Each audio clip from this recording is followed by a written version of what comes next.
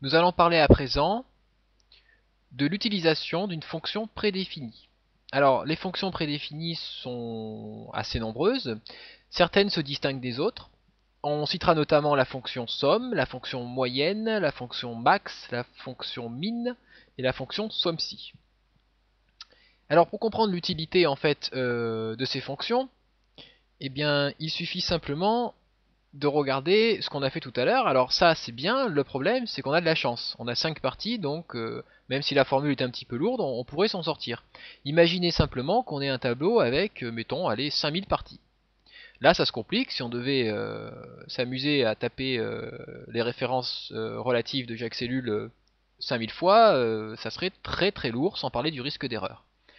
Alors la solution consiste en fait à cliquer, donc j'ai effacé ce qu'on a fait précédemment, et à taper ici, donc c'est une somme, égale, somme, parenthèse ouverte.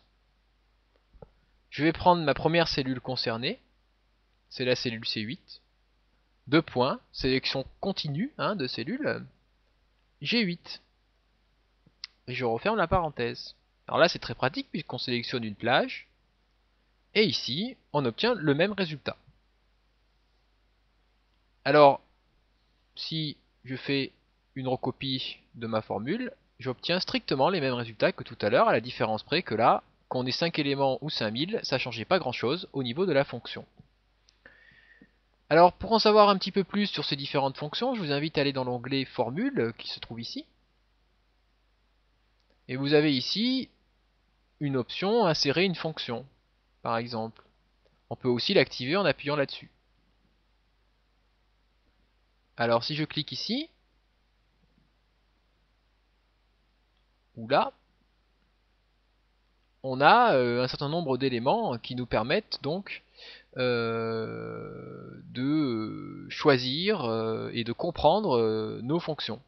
Alors si on part d'une cellule vide et qu'on appuie sur cette touche, on aura en fait la liste des différentes fonctions triées par catégorie. Voilà. Merci.